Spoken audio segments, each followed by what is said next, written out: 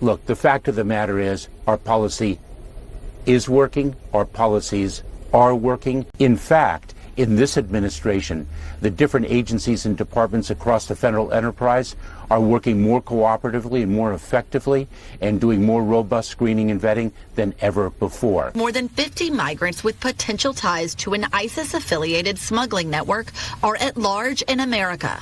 An alleged MS-13 gang member indicted for an attack that blinded 2 men.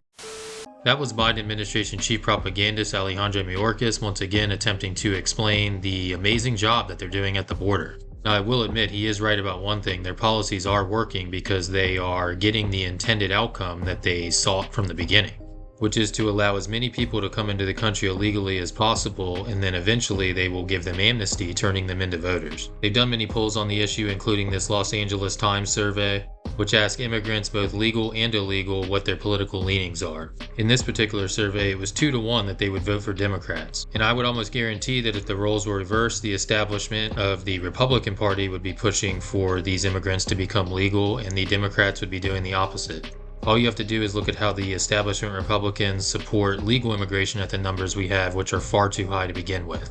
Now back to their propaganda. Apparently we have over 50 people who are linked to ISIS just roaming around the country, and they have no idea where they are after they came across the secure border, as well as a couple of new illegal immigrant crimes that happened. But don't worry, because Mayorkas says that there's no evidence they're here to do anything nefarious. With respect to the people from Central Asia, we have no evidence that they are individuals plotting to harm the United States. That is inaccurate. Tonight, NBC News has learned more than 50 migrants with potential ties to an ISIS-affiliated smuggling network are at large in America.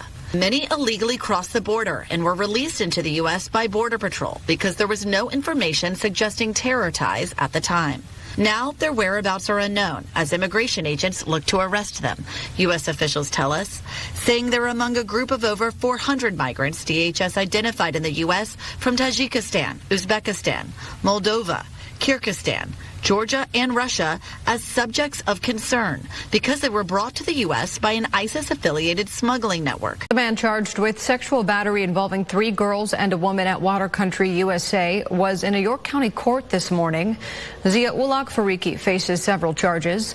At his arraignment this morning, he required a translator because English is not his first language.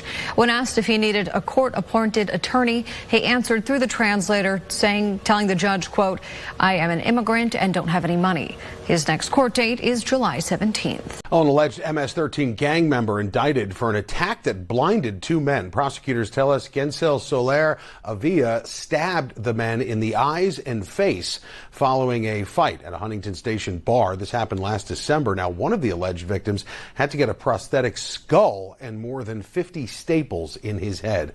Soler Avila's bail was set at $500,000.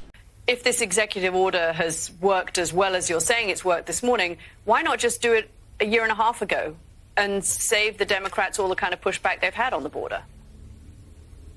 Well, let's remember the chronology here. On day one of the president's administration, he presented Congress with a legislative proposal to fix our immigration system. Up until May of last year, Title 42, the public health order, was in place that prevented people from entering the United States, with some exceptions. It provided the government with the authority to expel people from the United States. Essentially, the border was closed. In terms of number of encounters at the southern border, the numbers that you're looking at today and during the Biden administration are still quite a bit higher and more problematic now than during the Trump years. Why is that? Kate, let's look at it in context. In 2019, there was almost a 100% increase in the number of encounters over 2018.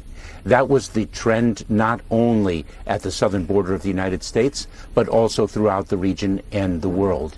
And then COVID struck in 2020 and really put an end to travel, intercountry travel, to a great extent.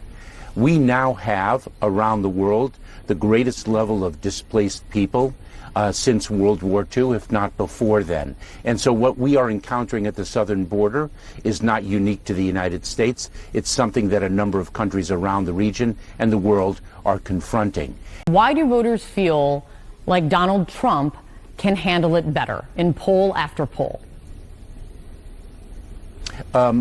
Kate, look, the fact of the matter is our policy is working. Our policies are working.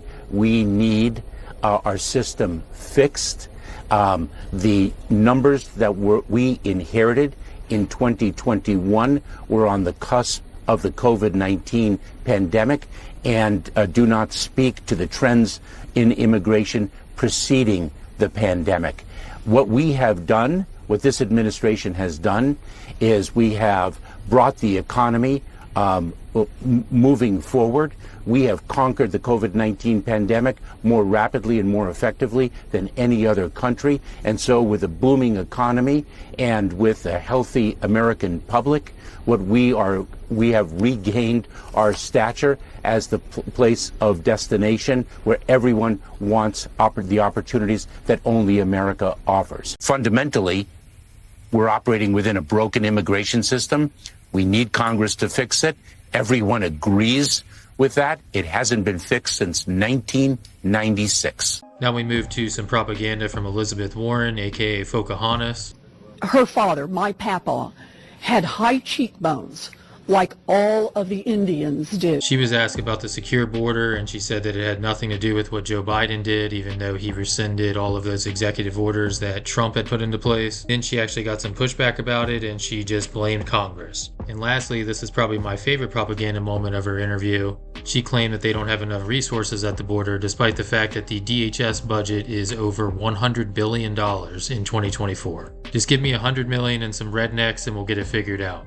You were harshly critical of the president's actions earlier this month on the border. This move, you have lauded him. So does that make you less concerned about asylum restrictions? Look, we have a real problem, and we need security at the border. We need financial support for all of the places that are now housing migrants and supporting them. And we need a pathway to citizenship for people who are here, for spouses, for dreamers, for essential workers, for people who serve in our military. There have been more than 6.9 million apprehensions at the southern border. Thus far, in Biden's term, there were just over 2 million in Donald Trump's entire term. What did the president do wrong? No, this isn't about what the president did wrong. Remember, on the very first day that he was sworn into office, President Biden asked Congress both for the resources and for comprehensive immigration reform. The Republicans blocked it. Donald Trump didn't have that either, Senator. He didn't have that either, and there were 2 million during his entire term. Until last fall, the president tries to deal with the problem that is presented to him. He can't deal with it if Congress and the Republicans continue to block him. And so the president is using the tools available to him, both to create border security, but he doesn't have the resources because the Republicans are blocking access. But he is president. Understood. I do think you've made your point. But poll after poll, as Matt Rivers just pointed out, say that this is a very weak poll number for President Biden. Trump surpasses him by 17 points in trust and working the border. I understand that. And I understand that the president is doing what he can with the resources available to him. Tonight, President Biden in the Oval Office already at work. And these are just all starting points. Reversing the policies of President Trump. The president also set to end construction of the border wall. Tonight, along the U.S.-Mexico border, a record surge of migrants is pushing an already overwhelmed system to the breaking point. It's now a major challenge for President Biden. The surge happening after he changed former President Trump's Remain in Mexico border policy. Vice President Biden, you opposed sanctuary cities as a presidential candidate in 2007. Where do you stand now? Should undocumented immigrants arrested by local police be turned over to immigration officials? No.